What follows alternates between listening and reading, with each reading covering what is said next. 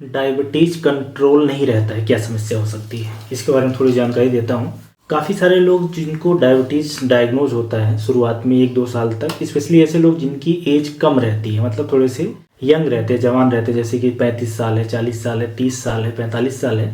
तो ऐसे पेशेंट में क्या होता है कि शरीर में और कोई समस्या नहीं रहती है, डायबिटीज़ रहता है, शुगर बढ़ी रहती है, बाकी उनको कोई समस्या नहीं रहती, शरीर में ताकत रहती है, कहीं कोई और बीमारी भी नहीं लगी रहती। तो उनके दिमाग में एक बहुत कॉमन क्वेश्चन है जो पूछते हैं कि मेरा शुगर बढ़ा रहेगा, ग्लूकोज बढ़ा रहेगा तो क्या दिक्कत है?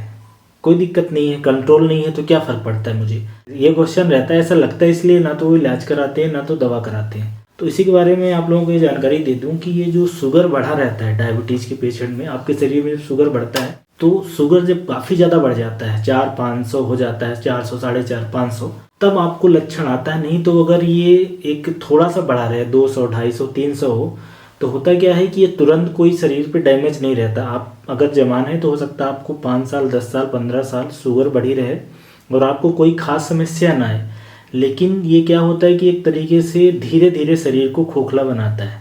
तो हो सकता है कि आप जवान हो तो आपका ग्लूकोज थोड़ा सा बढ़ा हो, डायबिटीज हो, आप दवा ना खाएं, लेकिन ये जो ग्लूकोज बढ़ा रहेगा, आपके ब्लड में बढ़ा रहेगा, तो इससे क्या होता है कि शरीर के अंदर चेंज आते हैं, ऐसे ही कुछ प्रोडक्ट बनते हैं बढ़े हुए शुगर से, वो फिर लंबे समय में धीरे धीरे आपके शरीर को खोखला करते हैं, और जो धीरे धीरे ये डैमेज करते हैं उसको फिर आप ठीक नहीं कर सकते दवा से। जैसे अगर ग्लूकोज बढ़ा रहेगा लंबे समय तक तो उससे क्या होगा कि आपकी किडनी खराब हो जाएगी धीरे धीरे।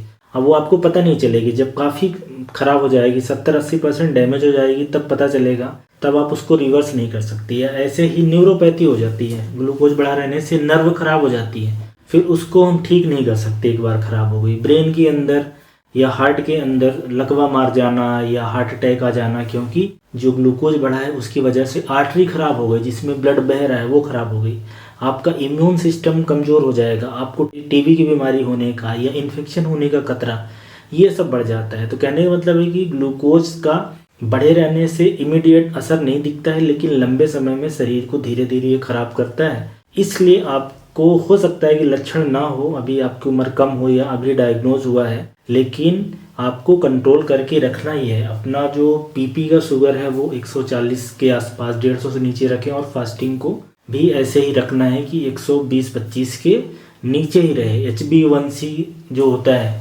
टारगेट ये रहना चाहिए कि ये 7 के नीचे रहे, सिर्फ इसलिए कि ये लंबे समय में आपके शरीर को खराब करता है। इसलिए कोई अगर ऐसे लोग हैं जिनकी उम्र कम है, डायबिटीज है, अभी लक्षण नहीं है, फिर भी उनको इलाज करवाना चाहिए, दवा लेनी चाहिए और जांच कराते रहना चाहिए। दवा लें या तो आपको खाने पे नियंत्रण करें या तो आप एक्सरसाइज करें। शुगर नॉर्मल लिमिट में, नॉर्मल मात्रा में जितनी ब्लड में होनी चाहिए उतनी ही होनी चाहिए। बढ़ी शुगर धीरे धीरे शरीर को खराब और खोखला बनाती है। तो ये एक बहुत ही ज़रूरी बात है जो ज़्यादातर ऐसे लोग जो मेडिकल फील्ड को नहीं जानते, वो सिर्फ बीमारी तभी मानते हैं जब कोई उनको लक्षण आ जाए। तो डायबिटीज़ में भी उनको लगता है कि कुछ लक्षण आएगा तभी बीमारी है, तो ये बीमारी के साथ ऐसा नहीं, ये क्रोनिक बीमारी है, लंबे समय में धीरे धीरे होती है, धीरे धीरे शरीर खराब करती है। तो ऐसे अगर कोई व्यक्ति हैं जिनको शुगर बढ़ा रहता है तो अपना फिर वो इसको कम करें, चाहे दवाइयों से करें, खाने के परहेज से करें, या एक्सरसाइज से, खेल कूद, योगा, मेडिटेशन या किसी भी पैथी की दवा से करें, पर शुगर नॉर्मल होना चाहिए। बहुत ज़रूरी बात है। उम्मीद है आपको समझ आई होगी। धन्यवाद।